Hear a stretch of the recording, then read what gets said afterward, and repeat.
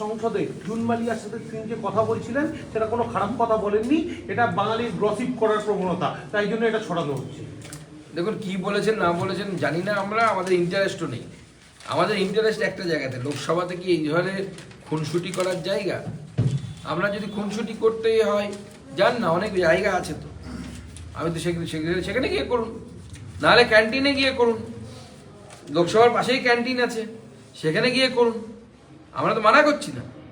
দ্বিতীয় প্রশ্ন দাদা, হুমায়ুন কবির বলেছে মমতা ব্যানার্জি, শুভেন্দু অধিকারী, মৌসুম ব্যানার্জি, নূরের বিরুদ্ধে প্রার্থী দেবো, অধীর চৌধুরীকে যদি ভোটে দাঁড়ায় যে তাদের সাহায্য করবো।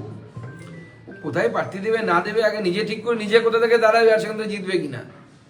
ওকে গাঁও মানে না, গাই মানে না আপনি মোড়ল, ওকে গ্রামের লোকেরা মোড়ল মানছে না।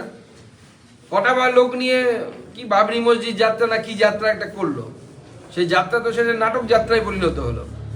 25টা লোক নিয়ে হাঁটছে। আগে বেটা নিজে লোক জোগাড় কর যে তাকে, তারপরে কাকে হারাবি সে চিন্তা তো পরে করবি। কিভাবে টাকা মারতে হয় তৃণমূল কংগ্রেসের আমলে সেটা আমরা বাংলার জনগণ দেখলো।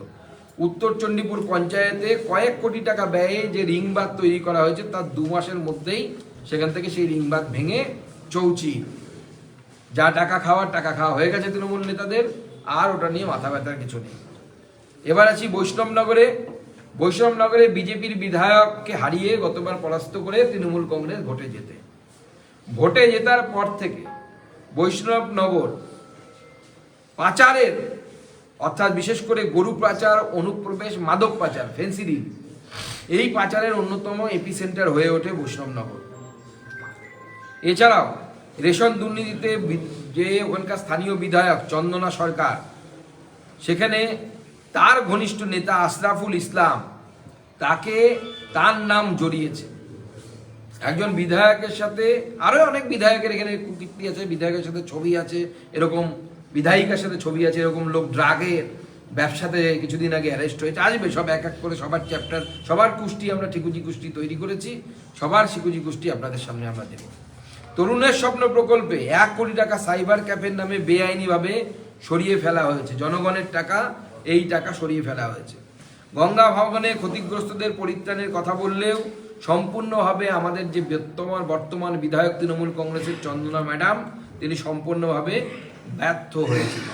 সীমান্তে অবৈধ অনুপ্রবেশ, অস্ত্র পাচার এবং এই পাচারে বারবার যুব সমাজের জড়িত হয়ে যাওয়া, এর মূল কারণ যদি আমরা দেখি, যে কারণে এখন 1500 টাকার ফর্ম ফিল আপের জন্য ভিড় হচ্ছে, পিএইচডি পাস করা, ইঞ্জিনিয়ারিং পাস করা ছেলে মেয়েদের লোকেরা, বাড়ির লোকেরা এবং করছে, তার একটাই কারণ, বা এই পাচারের সাথে যুক্ত হয়ে যাওয়ার কারণ একটাই, সেটা হচ্ছে নিদারুণ বেকারত্বে গিনিস বুকে নাম তৈরি করে দেবে তৃণমূল কংগ্রেস সরকার। এই ধরনের পরিস্থিতি তৈরি হয়েছে।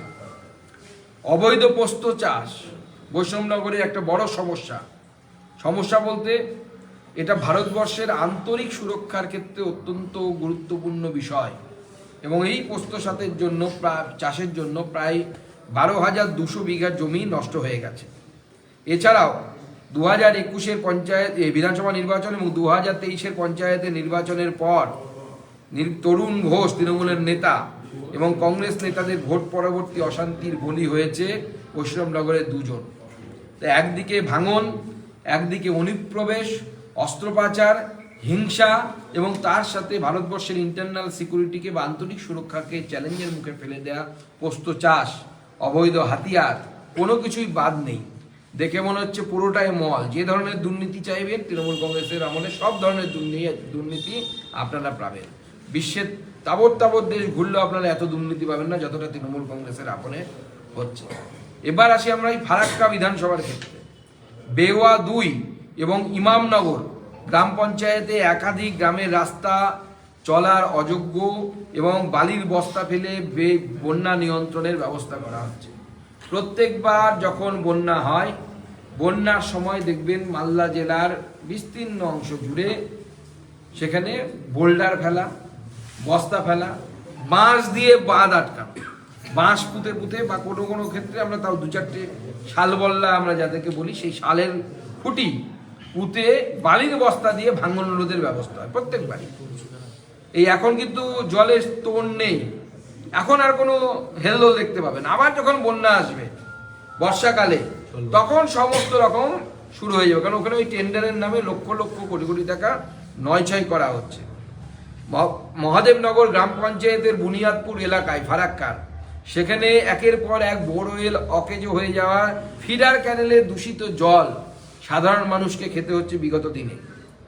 শুধু তাই নয়, রাজ্য সরকার 538টি বন্যা ক্ষতিগ্রস্ত পরিবারের জন্য 7 কোটি টাকা বরাদ্দ করলেও বহু পরিবার তাদের কাছে কিন্তু এখনো পর্যন্ত 1 পয়সা পৌঁছয়নি।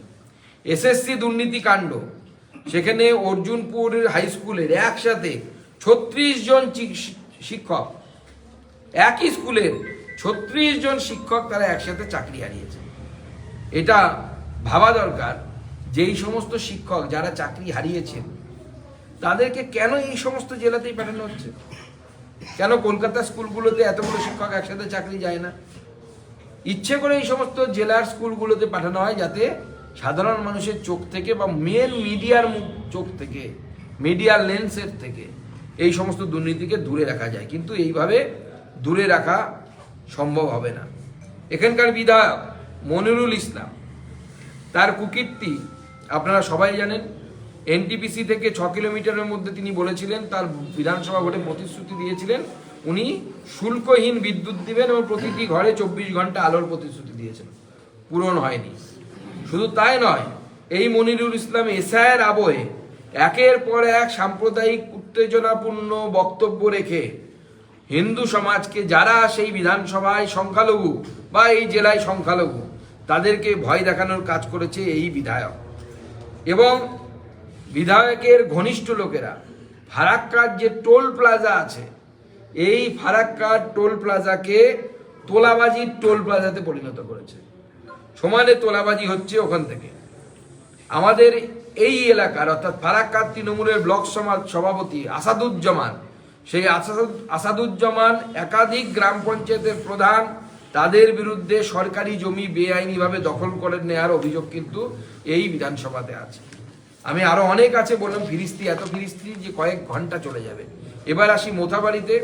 মোথাবাড়িতে আপনারা জানেন যে 2025 সালে রামনবমীর দিন সেই ভয়ঙ্কর, সেই মোথাবাড়ি সেই যে মোড়, সেই মোড়ে বাসস্ট্যান্ড মোড়, আমি নিজে গিয়ে দেখেছি। অনেকদিন পরে গেছিলাম, 144 ধারা বা 163 ধারার জন্য আমাদেরকে ঢুকতে দেওয়া হচ্ছিল না। আমাদের অন্যান্য নেতৃত্ব, বিরোধী দলনেতা থেকে শুরু করে অনেকেই আসার চেষ্টা করেছিলেন, কিন্তু ঢুকতে দেওয়া হয়নি। তারপরে আমরা গিয়ে দেখেছি দোকান ভাঙচুর থেকে শুরু করে, এবং বেছে বেছে হিন্দুদের দোকান ভাঙচুর হয়েছে। 5টা মুসলিম ভাইদের দোকান, পাশে একটা হিন্দুর দোকান, সেই হিন্দুর দোকানটা ভাঙা হয়েছে। বাদ বাকি দোকানে কোথাও কোনো টাচ পর্যন্ত হয়নি, স্পর্শ কেউ করেনি।